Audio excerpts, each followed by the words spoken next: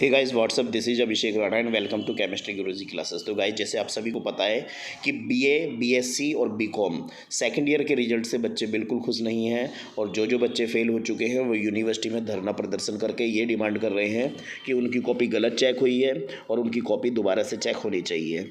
तो गाइस जैसे आप सभी को पता है कि यूनिवर्सिटी ने बच्चों से पहले कह दिया था कि हमारी तरफ से कॉपी बिल्कुल पूरी तरह से ठीक चेक हुई है, लेकिन अगर किसी भी बच्चे को प्रॉब्लम होती है तो उसके लिए यूनिवर्सिटी ने बच्चों के सामने दो विकल्प दिए थे और ये कहा था कि जिस कॉलेज में बच्चों का रिजल्ट ख़राब हुआ है उस कॉलेज के एचओडी और उस कॉलेज के प्रिंसिपल अपने कॉलेज के 5 बच्चों को यूनिवर्सिटी लेकर आए।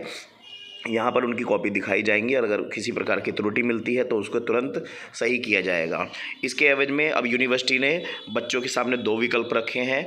ये कहा गया है कि सीसीएस यूनिवर्सिटी विश्वविद्यालय कैंपस और कॉलेज में किसी भी पेपर में संतुष्ट होने यानी पेपर के देने के बाद भी अगर रिजल्ट से संतुष्ट हैं तो कॉपी देखने के बच्चों को दो विकल्प दिए जा रहे हैं।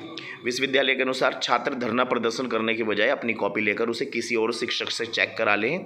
यदि कॉपी में त्रुटि मिलती है तो वो चुनौती मूल्यांकन में जा सकते हैं। विश्वविद्यालय के अनुसार यदि छात्र चुनौती मूल्यांकन में जाना चाहते हैं तो ऑनलाइन आरटीआई के थ्रू 300 रुपये जमा करके वो अपनी कॉपी मंगा सकते हैं।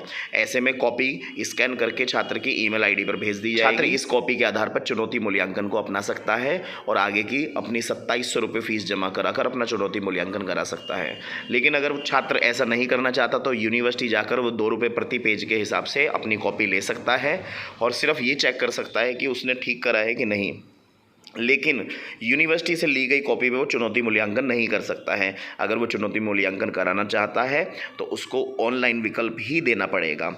यानी कि अगर कॉलेज ने एक बात भी बताई थी कि अगर किसी कॉलेज में 75% से अधिक छात्र फेल हो गए हैं तो उसकी रैंडम सैम्पलिंग कराई जा सकती है। लेकिन अब तक किसी भी कॉलेज से या इसके लिए किसी भी कॉलेज से या किसी भी विद्यालय से कोई भी बच्चा, ना ही कोई प्रिंसिपल, ना ही कोई बच्चा यूनिवर्सिटी अपनी कॉपी देखने पहुंचा है।